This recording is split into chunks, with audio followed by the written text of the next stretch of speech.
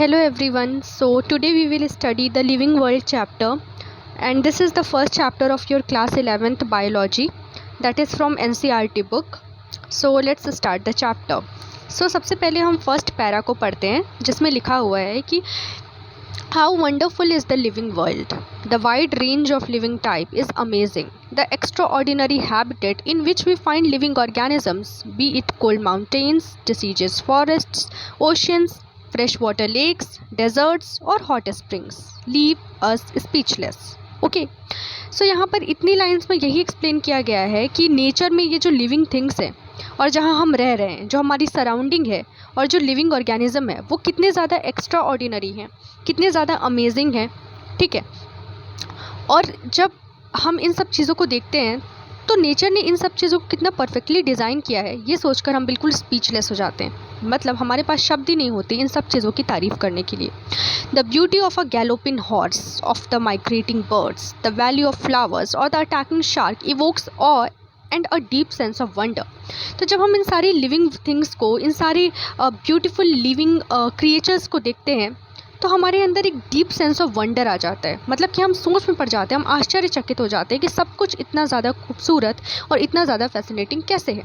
The ecological conflict and cooperation among members of a population and among population of a community और even the molecular traffic inside a cell make us deeply reflect on what indeed is life.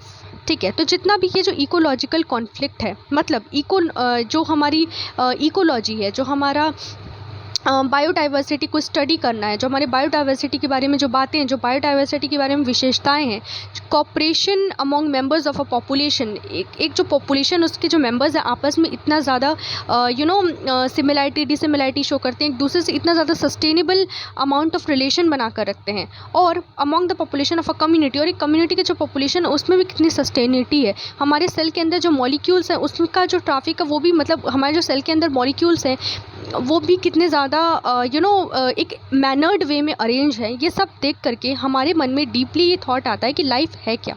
This question has two implicit questions within it. The first is a technical one and seeks answer to what living is as oppose to the non living.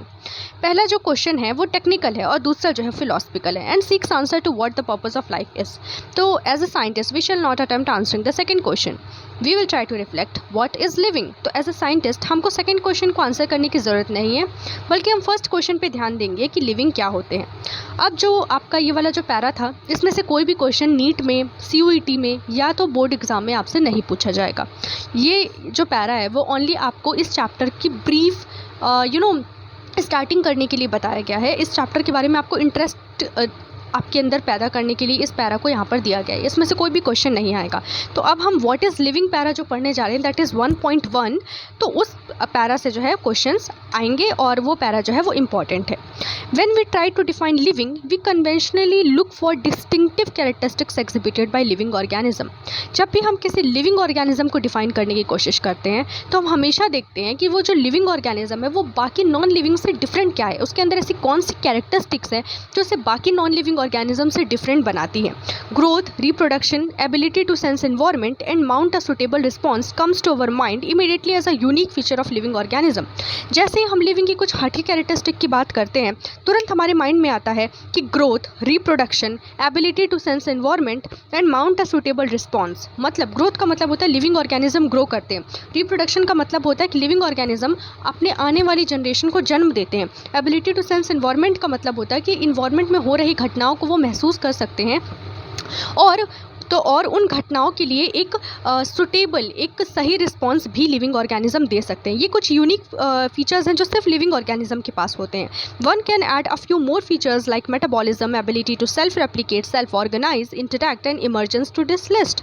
हम इस list में और भी features को add कर सकते हैं, जैसे कि मेटाबॉलिज्म हो गया. लिविंग ऑर्गेनिज्म के अंदर मेटाबॉलिज्म चल रहा होता है. मेटाबॉलिज्म का मतलब होता है हमारे अंदर जितने भी केमिकल रिएक्शन चल रहे होते हैं उनका हम सम टोटल कर देंगे तो उसे हम मेटाबॉलिज्म कहेंगे. एबिलिटी टू सेल्फ रेप्लिकेट, हमारी जो एबिलिटी होती है सेल्फ रेप्लिकेट करने की, हमारी डीएनए की एबिलिटी होती है सेल्फ रेप्लिकेट करने की, हमारे सेल्स जो है वो रेप्लिकेट करते हैं। तो ये जो एबिलिटी ऑफ सेल्फ रेप्लिकेट है वो भी लिविंग ऑर्गेनिज्म के पास होती है। सेल्फ ऑर्गेनाइज रहने की एबिलिटी, हमारे जो मॉलिक्यूलर कॉन्स्टिट्यूएंट है वो कितने ऑर्गेनाइज्ड और इंटरैक्टिव मैनर में सेल के अंदर प्रेजेंट है, ठीक है। और emergence to this list, let us try to understand each of this. अब हम एक एक कर इन सबको पढ़ेंगे, ठीक है। तो आज हमने फर्स्ट जो पैरा है वो पढ़ा है लिविंग ऑर्गेनिज्म का, जो लिविंग वर्ल्ड चैप्टर उसका जो फर्स्ट पैरा है वो हमने पढ़ा है। अब सेकंड पैरा जो है इसमें हमको ग्रोथ के बारे में बताया गया है, ठीक है, रिप्रोडक्शन के बारे में बताया गया है, इसके अलावा मेटाबॉलिज्म के बारे में बताया गया है, कॉन्शियसनेस के बारे में बताया गया है। तो इस पूरे पैरा को अब हम नेक्स्ट वीडियो में कवर करेंगे। फर्स्ट वीडियो में हमने फर्स्ट पेज को कवर कर लिया, नेक्स्ट वीडियो में हम नेक्स्ट पेज को कवर करेंगे। इस तरह हर एक वीडियो में एक एक पेज को कवर करते जाएंगे पर्टिकुलर चैप्टर के, और ऐसा करके हम पूरी 11th एंड 12th की NCERT को कवर कर लेंगे बहुत ही सिंप्लीफाइड वे में। Okay, thank you so much.